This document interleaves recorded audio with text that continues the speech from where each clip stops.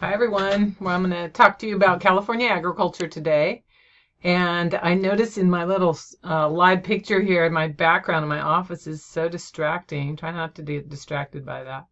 Anyway, we're going to talk about California ag. I'm going to zip through this in 15 minutes or less, and you can come back and take a look at it if you need more answers. So California agriculture is a big deal. Agriculture in California is worth $50 billion. California is the fifth largest supplier of food and agricultural commodities in the world. And California, of course, is the number one producer and exporter of agricultural goods in the United States. And we produce over 400 different crops and agricultural commodities. The top 5 states, you can see California is head and shoulders above the second ranked state, which happens to be Iowa, and then Texas, Nebraska, and Minnesota, all of which basically comprise less than half of California's worth. So don't think that agricultural economics isn't important in California. It is. It is big business. So some quick facts about California agriculture. California leads the nation still, despite the fact the dairy industry has struggled in California, is struggling. Leads the nation in dairy production. 21% of the U.S. total, about 1 out of every 5 glasses of milk consumed in California, consumed in the United States comes from California. Produces about 1/3 of the country's veggies and 2/3 of the country's fruits and nuts. Produces about 13.4% of the nation's agricultural output on only, that says, 4% of the total farmland. So we look at counties for production agriculture. 9 out of the top 10 counties for production ag are found in California. 1 of the top 10 is found in Florida. Kern County leads California and the nation with producing $7.25 billion worth of agricultural goods. Tulare is second, Fresno third, Monterey, and the one you probably can't see here is Merced with $3.4 billion in agricultural products. Going over the counties, Kern County is number 1 and has been number 1 for the past few years. Kern County's major commodities are table grapes, almonds, milk, and pistachios.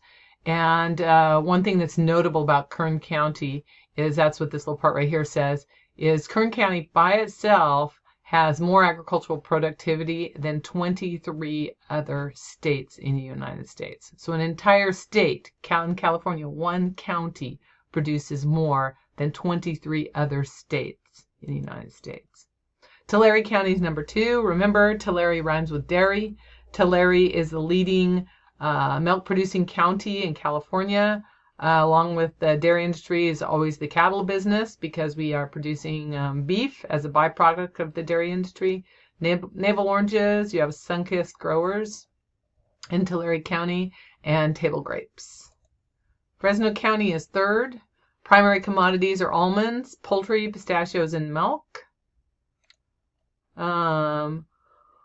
Important things about California. Why does California rank number 1? Why has it been ranked number 1 for over 60 years?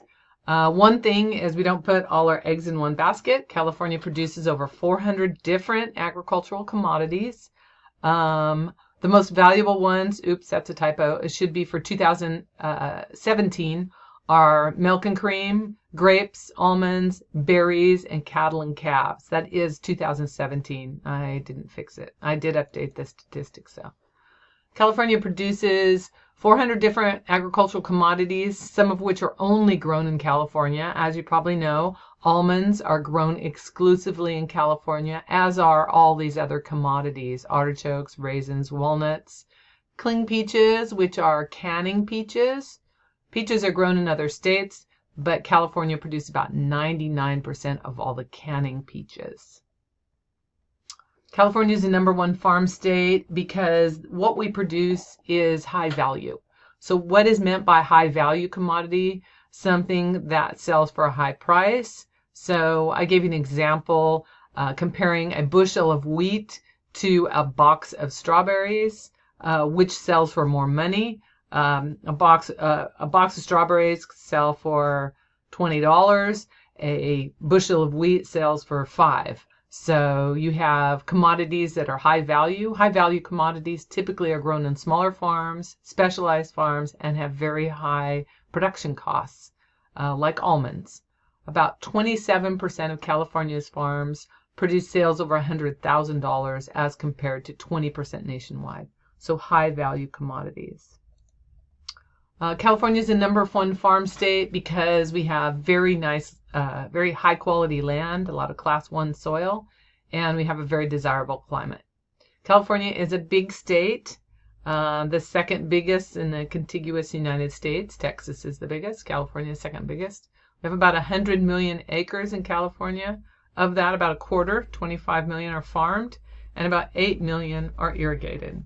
California has extremely fertile soil with a very desirable Mediterranean climate.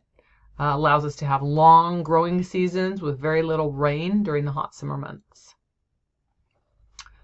And reason number 4 why California is the #1 farm state, it is located on the Pacific Rim, which is the body of water for export, a perfect place to export. California has 4 major shipping ports. We export about $20 billion worth of agricultural goods. As you can see, almonds, about 35% of all almonds exported go to the European Union. 30% of all dairy products exported go to Mexico. 44% of all the pistachios exported go to China and Hong Kong. 37% of all the wine that's exported goes to the European Union. And 36% of all the walnuts exported from California go to the European Union also. Our #1 export destination, after just saying that, is the European Union. Canada, being a close neighbor with a relatively cold climate, likes to buy a lot of fruit and vegetables, which are high value, from California. So it's our #2 trading partner.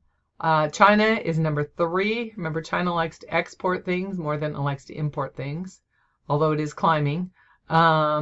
These 10 agricultural exporting or purchasing countries make up about 70% of California's export value. So if we talk about agriculture in California, we have to look at why California ranks #1 compared to other states. And that's what a comparative advantage is. So compare California to, say, Iowa or Texas. So compared to Iowa, California has a comparative advantage in location. While on the Pacific Rim, about 40% of all international trade involves the Pacific Rim, countries that touch the Pacific Ocean. California has a comparative advantage in technology. California farmers have access to technology thanks to the Silicon Valley, thanks to the multiple universities we have in California. We have the UC system, very present. I think there's 5 or 6 UCs in the state of California, and that is very important. California, compared to other states, is a wealth of cultural diversity. Cultural diversity makes for new markets and makes for understanding of existing markets, and it allows trade to expand. The 4th comparative advantage of California, not so much compared to Iowa, but California does have an advantage in climate. Soil in Iowa is very good, but climate, California has that Mediterranean climate, which is very desirable. So when we talk about this idea of comparative advantage, it's an economic concept, and it has to do with the idea of specializing, produce what you're good at, and trade for the rest. Your book has a good example of comparative advantage. And so we produce what we're good at and what we have the lowest opportunity costs of. Opportunity costs are the cost of the next best alternative. So opportunity costs have to do with efficiency in production. So agricultural production in California is very important, and we have many advantages compared to our next most important state, Iowa. So what does the future look like for California? Well, there are a lot of challenges, I'll be the first to say, but I think agriculture in California will be around for a long time. My first, of course, I'm a teacher, so I think this is most important, but these are not in any ranked order. So I think this is a huge challenge for California. California is the #1 most populous state. We have more people than any other state in the United States. And the increasingly urban population knows little or nothing about where their food comes from. You have to remember the average citizen in California has been removed from the farm by about 100 years. So they don't know where eggs come from or where milk comes from other than the grocery store. And I think that allows some of the issues that we see face agriculture all the time. Some of the animal rights issues. We see an increasing criticism of agriculture for pollution. The methane issue with dairies is a really good example. And I think it has to do with a population that really looks on the internet and believes what they read all the time, rather than taking an interest in really doing some research and understanding more relevant practical aspects of food production. Everyone has to eat. Food production is important. When you start criticizing food production, you better not do it with a full belly. Anyway, increasing competition from abroad, global marketplace. California definitely has its challenges. Our costs of production are high, but we also have, a reputation for producing the best quality products in the world. Water issues, just because we had a very rainy year this past year doesn't mean that's going to continue. Agriculture depends on a stable supply of water. Once agriculture doesn't have a water supply, we're going to rely on imports for food production. And really a lot of this comes from voters and from initiatives that want to move water more towards urban areas where the population is. And then my last one that might be a little bit hard for you to see is regulations. Regulations in California are the highest of any state. Agriculture is the most regulated industry. And these regulations take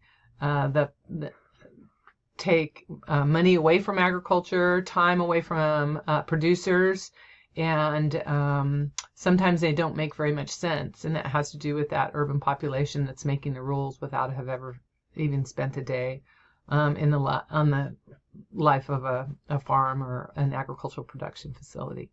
So regulations are ongoing. Could mean jobs for you in the future. Okay, a couple other facts we have. So what's the future look like? Well, regulations aren't going away. More laws and regulations will continue. We see that every year. Like I said, if you're going to be a lawyer, if you want to be an economist, if you want to start your own business assisting farmers in regulation compliance, that is truly a business. Trade expansion, the world standard of living is improving. That's why you see a demand increase in things like almonds. As the world standard of living increases, consumers want to consume more fresh fruits and vegetables, and they also want to include more protein in their diet. So that all bodes well for California's dairy industry and California fruit and nut industry. More use of technology, human labor, as we build the border wall, as we restrict entry into the United States, human labor becomes more and more of an issue. If you think about a grocery store, much of the food that you consume is picked by human. As we replace humans with robotics, more mechanical devices, I see that as a definite trend in the future. Water issue is going to continue to be important. Niche markets, brand labeling, we'll talk about that a little bit more later on in the class. It's a fun topic.